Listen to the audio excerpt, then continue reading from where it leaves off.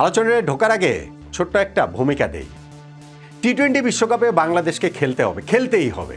সেইটা যেই গ্রুপে গিয়েই হোক না কেন, সেইটা যেই দেশে গিয়েই হোক না কেন, সেইটা যেরকমভাবেই হোক না কেন, এমনকি ভারতের মাটিতে গিয়ে যদি খেলতে হয় সেক্ষেত্রেও বাংলাদেশ কিভাবে মাথা উঁচু করে সেই ভারতের মাটিতেই টি-20 বিশ্বকাপ খেলতে পারে এই ব্যবস্থা করতে হবে। আমার অবস্থান ছিল এইটার পক্ষে, খুবই স্পষ্টভাবে, দৃঢ়ভাবে। এটা জনপ্রিয় মতবাদ না। জনপ্রিয় যেই হিসাবটা ছিল যে না, আমরা ভারতে গিয়ে খেলবো না, দরকার হলে আমরা টি-20 বিশ্বকাপ খেলবো না, এমনকি যখন আমরা সেটা খেললামই না ফাইনালে গিয়ে, অনেকেই এইটাকে ইনিশিয়ালি একটা বিজয় হিসেবে দেখেছেন, কিন্তু প্রতিদিন, প্রতি মুহূর্তে, প্রতি ঘন্টায় তারা বুঝতে পারছেন যে না, আমরা আসলে হেরে গেছি, আমাদের ক্রিকেট হেরে গেছে।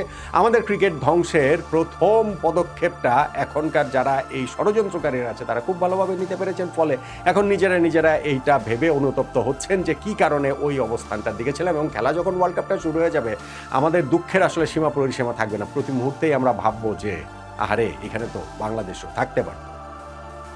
এখন এই বিশ্বকাপে বাংলাদেশে খেলা না খেলার ইস্যুতে মুস্তাফিজুর রহমানকে কেন্দ্র করে যেটা হয়েছে, সেইখানটাতে নট আউট নোমানের অবস্থানের প্রেক্ষিতে অনেকেই হয়তো এরকম মনে করার সুযোগ রয়েছে, বা বিভিন্ন সময় অনেকে বলেনও বটে, লেখেনও কমেন্টসে, যে আপনি সবসময় যে জনপ্রিয় যেই মতামত থাকে সেইটার বিপরীতে গিয়ে আপনার অবস্থানটা নেন।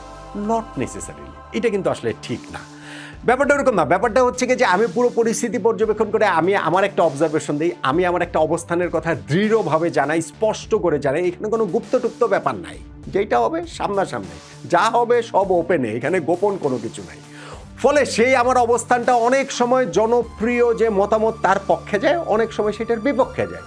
মাস তিনেক আগে আপনি সাকিব আল হাসান এবং আসিফ মাহমুদ, যুব ক্রীড়া মন্ত্রণালয়ের উপদেষ্টা, তাদের দুজনের মাঝখানে একটা হয়েছিল না যে চাপানুতর ফেসবুক স্ট্যাটাসের লড়াই, তখন এটা নিয়ে ব্যাপক বিতর্ক তৈরি ছিল। সেইখানটাতে তো আমার অবস্থান ছিল সাকিব আল হাসানের দিকে, বেশিরভাগ মানুষের অবস্থানও সাকিবের দিকেই ছিল। আমি নট আউট নোমানের আমাদের ইউটিউব চ্যানেলে একটা জরিপ করেছিলাম যে কার পক্ষে আপনি রয়েছেন, সেইখানে 2,83,000 মানুষ, কিংবা এর মধ্যে অনেক বট বাহিনীও রয়েছেন, সেই বট বাহিনী থাকা সত্ত্বেও 57% তো হচ্ছে গিয়ে সাকিবের পক্ষে রায় দিয়েছেন, 43% হচ্ছে আসিফ মাহমুদের পক্ষে। তো তখন তো আমি জনপ্রিয় যে মতামত তার পক্ষেই তো আসলে আমি ছিলাম। ফলে আমি যেটা বলছি যে ভূমিকাটা ছোট্ট বলতে গিয়ে একটু কিঞ্চিত দীর্ঘই হয়ে গেল। নট নেসেসারিলি আমি সবসময় যে জনপ্রিয় মতামত তার বিরুদ্ধে যাই কিংবা তার পক্ষে যাই। আমি সব কিছু ঘটনা পর্যবেক্ষণ করে আমার একটা অবজারভেশন দেই, সেইটা আমি স্পষ্টভাবে জানাই। আমি আবারও বলছি, এখানে আমার রাগ ডাকের কিছু নাই, বা ওই গিরগিটির মতো 2 দিন পর পর রং চেঞ্জ করার কিছু নাই। ঘটনা যেইটা ঘটে সেই ঘটনার সাথে সেই হাওয়ায় ভেসে যাওয়ার কিছু না। আমার একটা অবস্থান থাকে, সে অবস্থান কখনো কখনো ঠিক হয়, সে অবস্থান কখনো কখনো ভুল হতেই পারে। কিন্তু এইটার সঙ্গে মানুষ কোনটা খাবে, কোনটা বললে মানুষ বেশি হচ্ছে গিয়ে এইটার সঙ্গে মানে কি বলে চলে, ভিউ বেশি হবে, কি ভিউ ব্যবসা হবে, এইগুলোর সাথে ভাই আমার কোনো অ্যাবসলিউটলি কোনো সম্পর্কের জায়গায় নাই।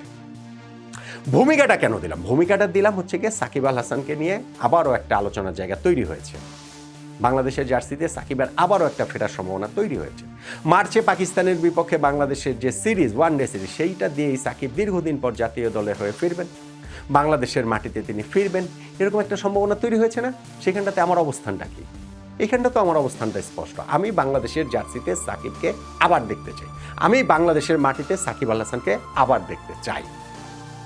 বাংলাদেশ ক্রিকেট বোর্ডের যে অবস্থান, যেইভাবে তারা এই সাকিবের ব্যাপারটা আবার সামনে নিয়ে আসলো, সেইটা স্টানবাজি, সেইটা ভাওতাবাজি। আমার এটা নিয়ে বিন্দুমাত্র কোনো সংশয়ের জায়গা নাই।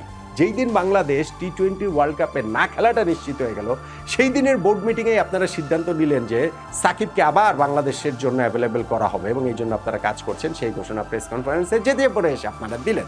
সো ওইটা যে ভাওতাবাজি, তা নিয়ে আমার মধ্যে 1% না, 0.00001%ও সংশয়ের জায়গা নেই। কিন্তু তারা ওই স্টানবাজি করে ভালো হয়েছে। একদিক থেকে তারা একটা চিপার মধ্যে পড়ে গিয়েছে। এখন সেই স্টানবাজিটা তাদের টেনে নিয়ে যেতে হবে, এগিয়ে নিয়ে যেতে হবে। সাকিবকে দেশে ফেরানোর জন্য, বাংলাদেশের জার্সিতে আবার ফেরানোর জন্য এই বাংলাদেশ ক্রিকেট বোর্ডকে, এই অথর্ব অযোগ্য ক্রিকেট বোর্ডকে কাজ করতে হবে, ভিজিবলি কাজ করতে হবে। যদি তারা সেটা করতে ব্যর্থ হন, তাহলে তাদের অযোগ্যতা, ওয়ার্ল্ড কাপে আমরা খেলতে পারিনি, তাতেই তো তাদের অযোগ্যতা স্পষ্টভাবে, নগ্নভাবে, মানে সবার সামনেই এটা প্রকাশিত হয়েছে। এর চেয়ে খারাপ আর কিছু বাংলাদেশ ক্রিকেটে হতে পারে না, যেই বোর্ডের অধীনে আমরা আসলে একটা ওয়ার্ল্ড কাপ খেললাম না।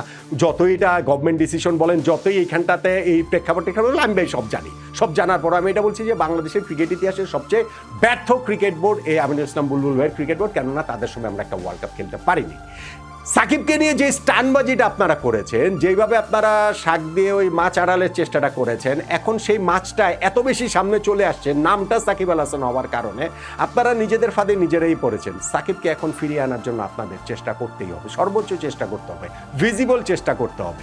সেই চেষ্টাটা কি আপনারা করবেন? এবং সত্যি সত্যি কি সাকিবের মার্চে পাকিস্তানের বিপক্ষে সিরিজে বাংলাদেশে ফেরার, বাংলাদেশের জার্সিতে ফেরার সম্ভাবনাটা কি রয়েছে কিনা? 2024 সালের 5ই আগস্ট যখন সরকারের পতন ঘটে, যেই সরকারের সংসদ সদস্য ছিলেন সাকিব আল হাসান, তখন তিনি দেশের বাইরে ছিলেন। বাংলাদেশের জার্সিতে এরপরও তিনি খেলেছেন, পাকিস্তানের বিপক্ষে টেস্ট সিরিজ খেলেছেন, ইন্ডিয়াতে গিয়ে তিনি দেশের প্রতিনিধিত্ব করেছেন। ওইখানে ইচ্ছা প্রকাশ করেছেন যে বাংলাদেশে ফিরে সাউথ আফ্রিকার বিপক্ষে মিরপুর টেস্ট দিয়ে টেস্ট ক্রিকেটকে তিনি বিদায় জানাবেন। এবং সেই গ্রিন সিগন্যালটা তিনি বাংলাদেশ ক্রিকেট বোর্ড না, বাংলাদেশ সরকারের কাছ থেকেও পেয়েছিলেন। সেই গ্রিন সিগন্যালের জোরেই তিনি আমেরিকায় পরিবারের কাছ থেকে বিদায় নিয়ে দুবাই পর্যন্ত চলে এসেছিলেন। দুবাই আসতে আসতে গ্রিন সিগন্যাল হয়ে গেছে রেড সিগন্যাল। দুবাই থেকে তিনি আর বাংলাদেশে আসার অনুমতি পাননি। এবং সেই ক্রীড়া উপদেষ্টার সঙ্গেই তো ওই ফেসবুক স্ট্যাটাসের লড়াই, ইন্টারভিউর লড়াই হয়ে গেল না কয়েক মাস আগে, যেখানটাতে ক্রীড়া উপদেষ্টা ঘোষণা দিলেন যে না, সাকিবকে যেন আর কখনো জাতীয় দলে না নেওয়া হয়, সেইটা তিনি বাংলাদেশ ক্রিকেট বোর্ডকে নির্দেশনাটা দিয়ে দিবেন। খেয়াল করে দেখেন, ফারুক আহমেদ ভাই যখন বিসিবি প্রেসিডেন্ট ছিলেন, সাকিবকে তিনি বাংলাদেশের জার্সিতে ফেরাতে চেয়েছেন না? আমি 100% বিশ্বাস করি তাদের সেই আন্তরিকতার জায়গাটা ছিল, আন্তরিকভাবে তারা চেয়েছেন। আমিনুল ইসলাম বুলবুল ভাই যখন অন্তর্বর্তীকালীন দায়িত্ব নিয়েছেন, তিনি ফেরাতে চাননি? আমি 100% বিশ্বাস করি তাদেরও আন্তরিকতায় কোনো ঘাটতি ছিল না। বুলবুল ভাই যখন পূর্ণ মেয়াদে দায়িত্ব নিয়েছেন, তিনিও কি সেটা চাননি যে সাকিব আবার বাংলাদেশের হয়ে খেলো? আমি অবশ্যই বিশ্বাস করি তিনি তখনও সেটা চেয়েছেন, কিন্তু কেউ কখনো পারেননি, সফল হননি। এইবার হঠাৎ করে আবার সাকিবের বিষয়টা যে সামনে চলে আসলো, এইবার তারা সফল হবেন কি কারণে, কোনভাবে, কোন কোন জায়গাটা থেকে? একটা সুবিধার জায়গা রয়েছে, আসিফ মাহমুদ এখন আর নাই। ক্রীড়া উপদেষ্টা যিনি বলেছিলেন যে সাকিব আল হাসানকে যেন আর কখনো জাতীয় দলে না নেওয়া হয়, বাংলাদেশ ক্রিকেট বোর্ডকে তিনি নির্দেশনা দিবেন, ওই নির্দেশনা তিনি দিতেই পারেন না। আর আইসিসি তো হচ্ছে কি একটা, মানে এটা আসলে কোনো সংগঠনই না। যদি সংগঠন হতো তাহলে ওই এক কথার প্রেক্ষিতে বাংলাদেশকে আসলে নিষিদ্ধ করে দিতে পারতো তারা, সরকারি হস্তক্ষেপের অভিযোগ তুলে বা মানে প্রমাণ হওয়ার কারণে। সো সেটা যাই হোক, সো ওটা তো তার ব্যক্তিগত রাক্ষোভ, তাদের নিজেদের কি সম্পর্ক, ব্যক্তিগত সম্পর্কের কথাগুলো হচ্ছে গিয়ে ফেসবুকে প্রকাশ করে দিয়েছেন। আসিফ মাহমুদ কতটুকু করতে হয় না, সেই শিক্ষা দীক্ষাও আসলে পান নাই। তো ওইটার কথা আমি বাদ দিলাম। তিনি যেহেতু এখন নাই, ডক্টর আসিফ নজরুল যেহেতু এখন দায়িত্বে, যদিও আসিফের কথা বলা হয় বাংলাদেশ ক্রিকেটটাকে ধ্বংস করার জন্য, ওই আরেক আসিফ আকবর রায় আবার ওই দিন প্রেস কনফারেন্সে এটা বলেছেন এবং সাকিবের সঙ্গে তার কথাবার্তা হয়েছে, সেটাও তিনি বলছেন। এই ডক্টর আসিফ নজরুল দায়িত্বে থাকার কারণে আমি মনে করি যে এই জায়গাটাতে একটুখানি সুবিধার জায়গা রয়েছে, কিন্তু প্রবলেমের যে জায়গা সেটা কি আলাদা কিছু হয়েছে? ওইটা কি কোনো চেঞ্জ হয়েছে? এই যে থ্রু আউট দ্য টাইম আমি বলছি, গত 1.5 বছর সময়ের মধ্যে ফারুক ভাই যখন বোর্ড প্রেসিডেন্ট ছিলেন, বুলবুল ভাই যখন প্রথমবার ছিলেন, এমনকি বুলবুল ভাই এইবার যখন হচ্ছে গিয়ে স্থায়ীভাবে দায়িত্ব নিয়েছেন গত কয়েক মাসের মধ্যে, প্রবলেমের জায়গাটা কোথায় ছিল সাকিবের সঙ্গে? সরকারের। সেই সরকারের সাথে প্রবলেমের জায়গাটা কি চেঞ্জ হচ্ছে? আগামী 12 তারিখে এই বাংলাদেশের জাতীয় সংসদ নির্বাচন। আজকে আমরা 12ই ফেব্রুয়ারি, আজকে আমরা এই আলোচনাটা করছি 30 তারিখ জানুয়ারি মাসের, এবং সাকিব ফিরছেন বা ফেরার জন্য অ্যাভেলেবেল ঘোষণা দিয়েছেন 24 তারিখ। দেন আজকে দিকেও যদি আমি ধরি, আর 2 সপ্তাহ সময় বাকি নাই এই সরকারের মেয়াদকাল। 12 তারিখের আগে সাকিব কি বাংলাদেশে ফিরবেন? না, প্রশ্নই ওঠে না। 12 তারিখের পর কি সাকিব ফিরবেন? হ্যাঁ, সাকিব সেটা ফিরতেই পারেন, কিন্তু সরকারের সঙ্গে যেই ঝামেলাটা, সেই ঝামেলার জায়গাটাতে কি কোনো চেঞ্জ হচ্ছে? এই যে সাকিবের নামে মামলা টামলা রয়েছে, দেশে আসলে তিনি অ্যারেস্ট হন কি হন না, মবের বিষয় টিষয় রয়েছে। 12 তারিখে কি ইলেকশন হবে, সেই ইলেকশনে কারা জিতবে কারা হারবে, সেই জয়ের পরে কারা সরকার গঠন করবে, সেই সরকার সাকিবকে দেশে আসার অনুমতি দেবেন কি দেবেন না, এবং এই সব কিছুর উপরই তো নির্ভর করছে সাকিবের আসা কিংবা না আসা। ফেব্রুয়ারির 12 তারিখে নির্বাচন হবে, আমাদের পাকিস্তানের বিপক্ষে যে ওয়ানডে সিরিজটা মার্চ মাসে, সেটা আরও 1 মাস পরে। এই 1 মাস সময়ের মধ্যে এই ক্রিকেট বোর্ড থাকে কিনা সেটা নিয়ে তো প্রশ্ন রয়েছে। এই ক্রিকেট বোর্ড পর্যন্ত এই সময়ের মধ্যে ভেঙে যেতে পারে। তাহলে যদি ধরেন আমি বললাম ভেঙে নাই গেল, নতুন সরকার আসলো, নতুন সরকারের সঙ্গে সাকিব, সেটা যারাই আসুক, যারাই ক্ষমতা করুক, ওইটা তার আমরা জানি টানি না, সেইখানটাতে সাকিবকে ফেরার গ্রিন সিগন্যাল কি গভর্নমেন্ট দিবে কি দিবে না? বড় প্রশ্নের জায়গা না? বড় প্রশ্নের জায়গা। আমি ওই জায়গাটাতে যাচ্ছি না, যে ওই যে একটা আলোচনার জায়গা আছে যে এই 12ই ফেব্রুয়ারি জাতীয় সংসদ নির্বাচনে যেই দলই ক্ষমতায় আসুক না কেন, গণভোট যে হবে একই সঙ্গে সেইখানটাতে হ্যাঁ যদি জয়যুক্ত হয় তাহলে বর্তমান অন্তর্বর্তীকালীন সরকার আরও 180 দিন তারা ক্ষমতায় থাকতে পারবে। এটা নিয়ে নানান ব্যাখ্যা ট্যাখ্যার জায়গা রয়েছে, ওই জটিল রাজনৈতিক জটিলতার মধ্যে আমরা যাচ্ছি না। কিন্তু আমি যেটা বুঝি সেটা হচ্ছে যে যদি আরও 180 দিন এই সরকার থাকে তাহলে এই ক্রিকেট বোর্ডও থাকবে। কিন্তু যদিও 180 দিন না থেকে, মানে হ্যাঁ জয়যুক্ত হয়ে যদি 180 দিন না থেকে নতুন সরকার ক্ষমতায় আসে, এই ক্রিকেট বোর্ডে তো সাকিবকে ফেরানো বা না ফেরানো বিষয়ে তাদের আর কিছু করার নাই।